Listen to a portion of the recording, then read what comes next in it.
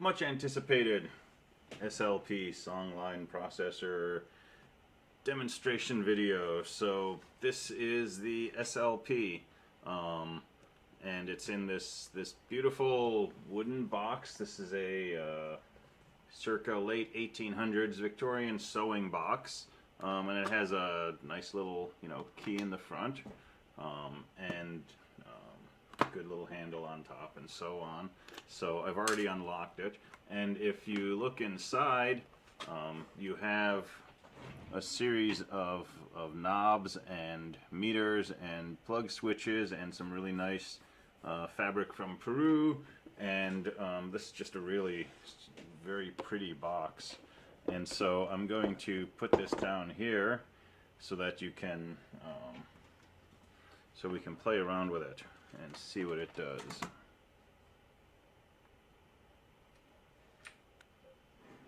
And so the box has it's a Raspberry Pi inside running the SLP emulation, and SLP is a continuous version of a cell matrix. So we'll put together some circuits for that in a few minutes. But let me give you a high-level overview of the hardware part itself. So this is the hardware implementation of the Songline processor, the continuous cell matrix, and it has Raspberry Pi running the emulation inside, a custom interface board down here with all of the A to D, D to A gadgets inside, and then the basic interaction is there's power, there's an on switch, some status lights.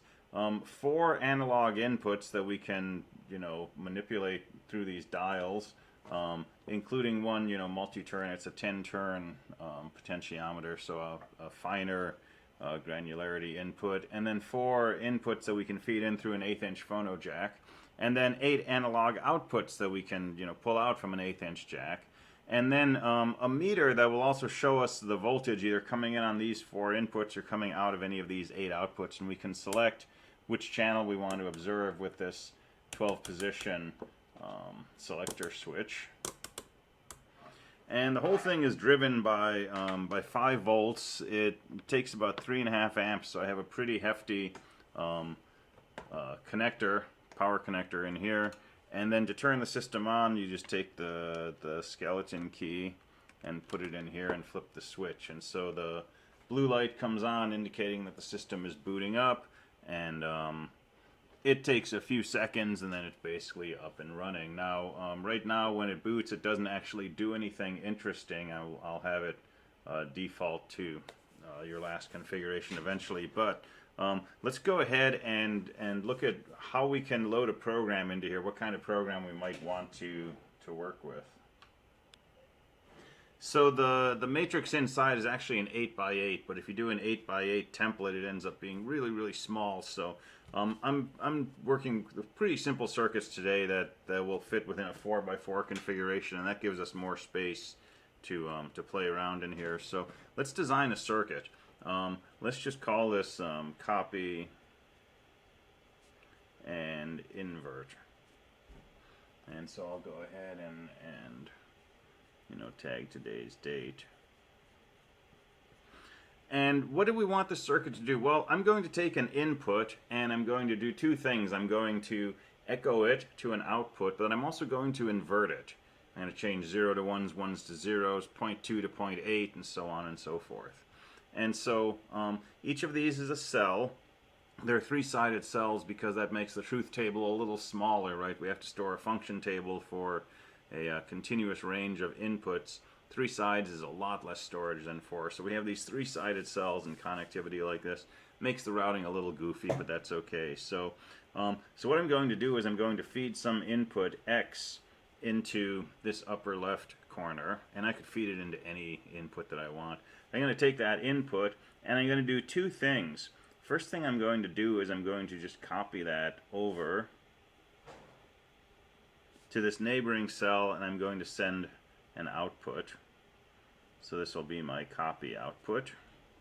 And then I also want to invert it. Okay, so internally, these voltage levels between 0 and 1 volt are discretized into integers between 0 and 127. So it's a 7-bit D to A A to D process. So what I'm going to do is I'm going to take this input voltage here and I'm going to send that down to the cell right below it.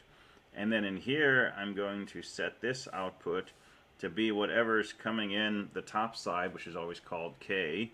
And I'm going to do actually 127 minus K. Alright, so the coding of these sides, this is left, this is right. K is the other side. This is left, this is right. K is the other side. Left, right. K, left, right. K, and so on. And we can write any mathematical function that we want that relates, you know, any of the inputs to a cell to any of the outputs. So I'm going to drive the data output to be 127 minus K. So if I get in a 0, I'll put out 127. If I get in a 127, I'll put out 0. And I'm going to call this output INV for inverse. And now I'm just going to mark my I/O channels. So X, I'm going to mark this as channel 0.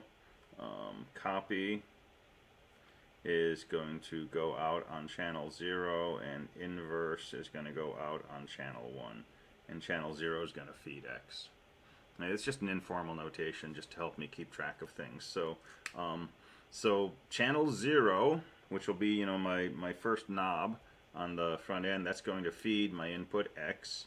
And then my copy signal will feed output channel 0. Inverse will feed output channel 1. And the orientation of these cells is row column. So this is 0, 0. This is 0, 1. This is 1, 0. This is 1, 1. 0, 2. 1, 2.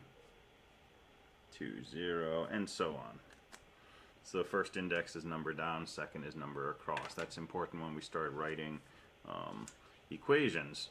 So how would we write equations for this? I'm going to show you the web interface in a second, but let's spec this out on paper first. So cell 0, 0, I want it to have the following equations. I want to take whatever's coming in on the left side, and I want to send that over to the right side. So I'm going to say right should be equal to whatever's coming out on the left. So our inputs are L val, right value, and K value, and our outputs are L, R, and K. All right, so so what do I want for cell 0, 0? I want R to be equal to L val, and I also want K to be equal to L val.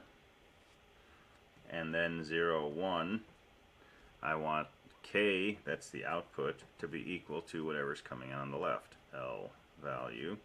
And then 1, 0, down here, I want L to be equal to 127 minus K val. Alright, so let's go ahead and compile a circuit. So I have a web interface to the whole system, so 192.168.0.201 or slp.local. And this will show me, you know, the current status of the system, right? And I've got one file in here right now, add mul. So let's make a new file. Let's make a file called copy inverse, and I'm going to say open and create. And this will give me 3 windows to work with. One is for the source code, one is for the I/O configuration, and the other is just the result of compilation. So I'm going to write some code corresponding to these assignments that we came up with. So our code looks like this. We say set truth table, row 0, column 0, R should be equal to L value. And then set truth table 0, 0, K should be equal to L value. And usually I like to put a comment in in the beginning, copy and invert the input. Alright, so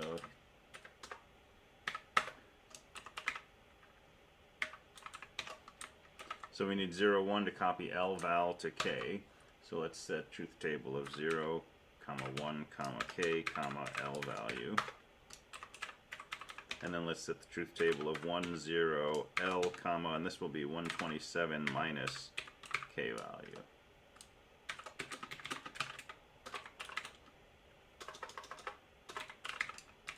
And I'll just put a comment here saying this does an inverse. Alright, and then we need to specify the I/O configuration. So remember we worked this out a few minutes ago. So channel 0 should feed the X input. The X input is the left input of cell 0, 0. So we codify that as follows. 0 goes into 0, comma 0, data left. And here we have to specify whether we're feeding the data or the control input.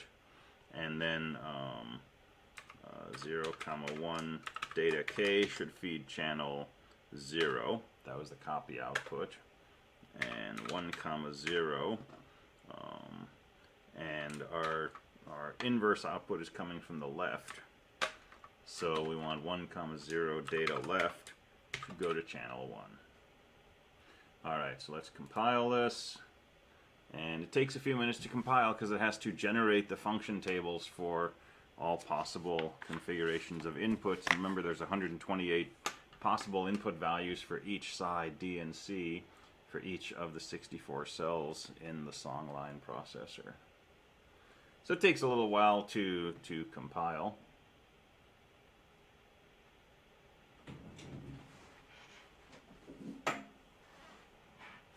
And that's compiled up, and let me come back and let's go ahead and load this into the system. Alright, so I'm going to hit the load into SLP button, and what we should see is the status light begin to blink as it loads in each row of the matrices truth tables. And it takes a while to load these in because it has to begin the emulation as these truth tables are being populated. So we'll load into SLP, and you can see it's blinking on and off, and we'll do that a total of 4 cycles. And now our program should be loaded into the system. So so let me go ahead and select output channel 0, and remember channel 0 is supposed to be a copy of our input. Now this is our input knob, this is input 0, and I can go anywhere from 0 all the way up to 1. And so that's showing me the input, and I can put this at, say 0.8 right here. And then channel 1 should be the inverse, and if I look at channel 1, that's equal to 0.2. And here, the higher the input, the lower the output, because it's the inverse. And so if I set, the input so that the inverse is 0.3, if I go back to the original copy, it's 0.7. Right? So that's a really simple sort of hello world function that's just taking an input knob and echoing it on one output channel. But then just for kicks, we're also echoing the inverse of it. And that's not bad. Alright, so let's look at a more interesting circuit. Alright, so this is an add and multiply circuit. So the purpose of this is to take 2 inputs, X and Y, and produce their product and their sum on a pair of outputs. This circuit also echoes the inputs back to a pair of output channels. So pretty simple circuit. There's a bunch of routing here because of the funny 3-sided cell business, but basically we take one input X in here and we echo it back. That's coming in on channel 0, out on channel 0. Second input Y comes in here on channel 1 and echoes back on channel 1. And then Y travels up here to this upper left cell, gets multiplied by X. That product goes into this next cell and comes out the top. That's going to feed channel 2. And then X is also going to get fed down to the second row and used to add to the value Y. So we'll take left and K, add them together, send that out into this cell, route it over here, up here, bring it out here to channel 3. That's going to show us the sum. Alright, so pretty straightforward circuit. And if we look at the code for that, it's let's go back to the main panel. And here you can see, we've got our copy inverse code now. So let's do add mul, and let's open that. And by the way, back here on the main panel, you can see that our processor is running right now, and it's working on copy inverse, right? So that code continues to run. So let's open up add mul and see what that looks like. Well, it's just, you know, the truth tables corresponding to this picture that we just looked at. The only difference is, you know, when I calculate the product, I don't just multiply, because these voltages go from 0 to 1, but when they're digitized, they go from 0 to 127. So if I want to multiply them together, I have to divide by 127, or, you know, take each one and divide by square root of 127, if you like. So that gives me the product, and for the sum, I'm also going to take their average, right? So I'm going to take each one divided by 2 and add them together. Otherwise, I'll get an overflow, and it'll look kind of weird. So this should give me a nice configuration. I'm pretty sure this is freshly compilable. Let me go ahead and compile it again just to make sure it's clean. And in the I/O configuration, right, we have 4 outputs. So an echo on channel 0 and 1, product on 2, sum on 3, and then our 2 inputs, X and Y, feed the left input on the 2 leftmost cells.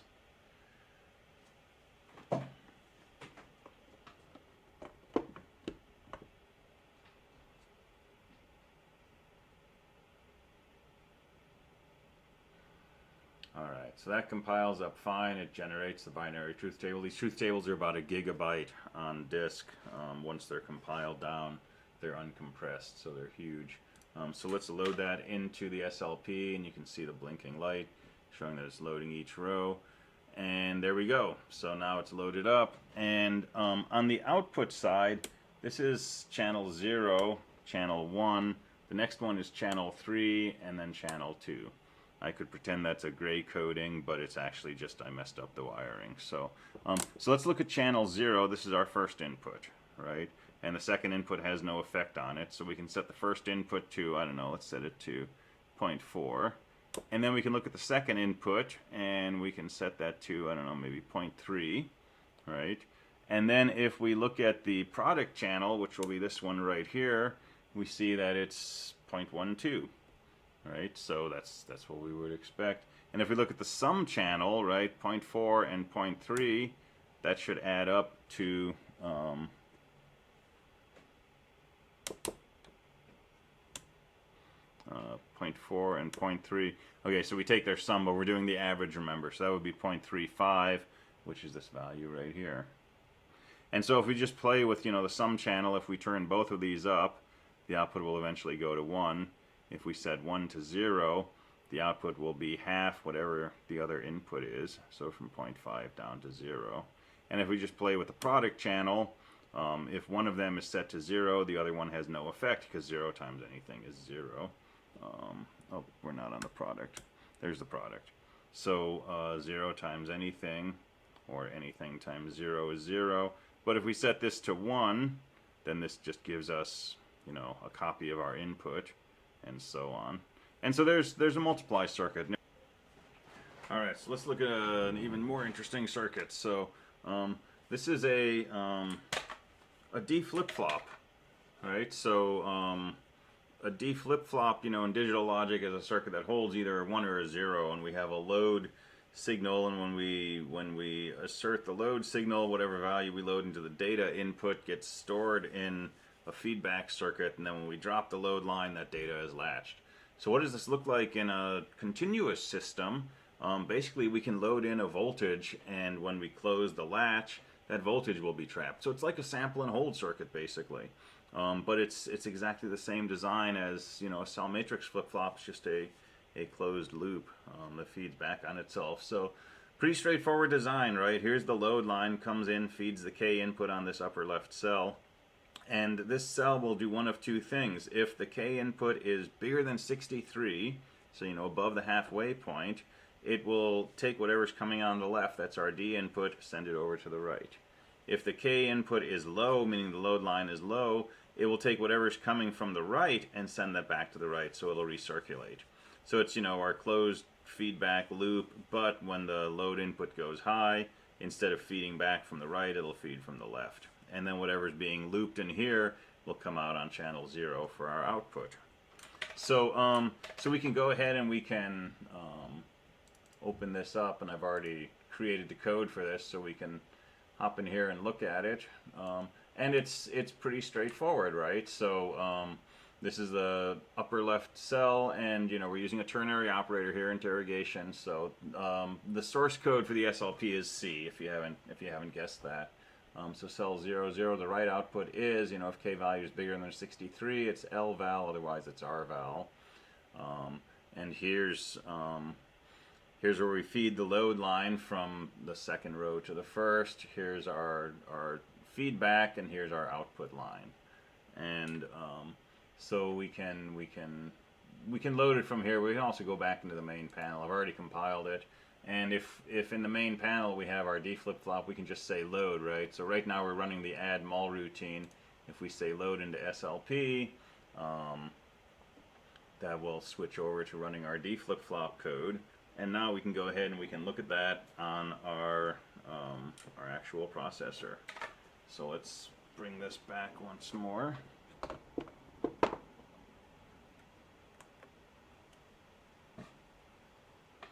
And so this is the load line, and this is the input. So I'm using channel 3, which is our high resolution multi-term potentiometer, as our input. So the load line is low. This knob has no effect, right? So our output is whatever it happens to be. But when I raise the load line above the 50% mark, our output suddenly jumps, and now it mimics whatever is coming in on this channel 3 input. So let me set the input to 0.8.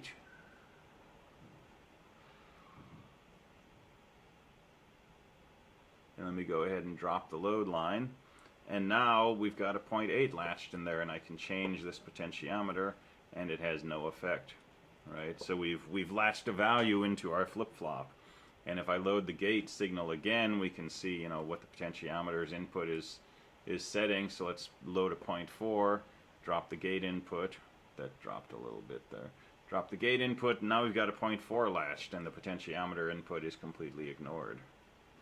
And it's just holding a steady 0.4. And if I open up the gate again, we can load in, a different value like 0.2. And now that value is latched in there, and the D input is ignored. So that's an analog equivalent to a D flip-flop. In the digital domain, this is latching a analog voltage from 0 to 1 volts. So that's kind of a fun circuit. All right, so let's look at one more circuit. So this is a kind of tricky circuit to get to work correctly, but this is a ramp generator, and it's pretty straightforward. Basically 2 cells, and this cell takes whatever's coming in from the right, and it'll just add 1 to it and send it back in. And this cell over here will just recirculate its left input to its left output. So this isn't the truth table I'm using. I'm actually just using right equals right plus 1. And so each time that a value moves from this cell to this cell, it will get incremented and sent back. And that should generate an increasing voltage until it rolls over after 127. And we'll send a copy of that voltage that's being recirculated back to this output, which will be channel 0. And so so we can open this up. And it's a 3-line circuit description, right? 0, 0 sends the right value plus 1 to the right. 0, 1 sends the left value to the left, and also sends the left value to its K output. And 0, 1's K output goes to channel 0.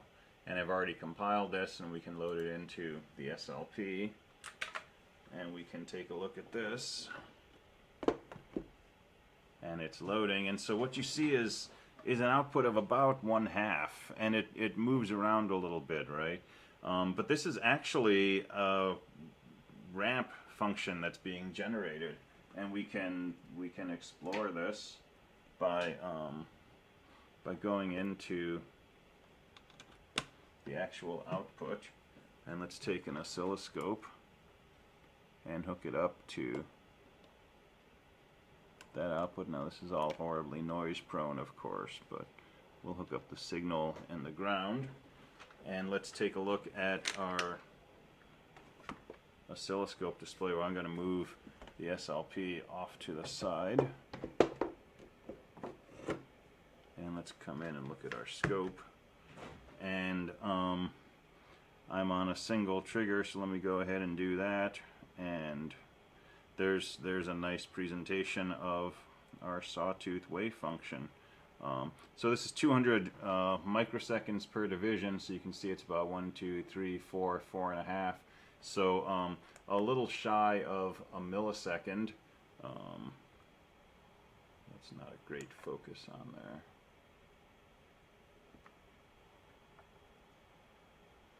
But, well, take my words, 200 microseconds per division. So it's about a millisecond. So this is running at about 1 kilohertz, okay? But it's generating 128 pulses in the duration from here to here. So we can use that to calculate that our emulation cycle in the SLP is running at about, 120 some K. So that gives us an idea how the Q processor is operating.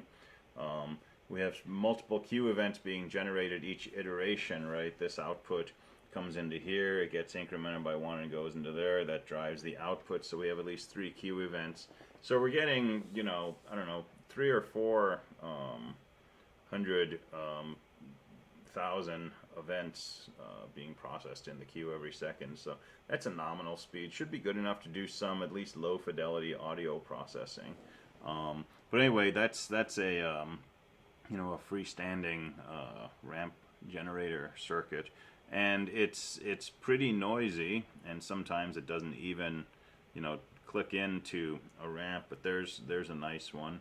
I'm not sure what the deal is with all of the ringing around each of these values. I think that's actually a race condition, because this is not a real solid circuit to be trying to emulate, because inputs are changing immediately, sooner than they have a chance to trickle through the circuit, and this gets us into those instabilities that you get when you do the analysis on, say, a digital D flip-flop or an RS. If you change an input while the previous change to the input is still working its way through the cross-coupled NOR gates, you can get this oscillation effect. Well, it gets even wonkier when you have analog signals.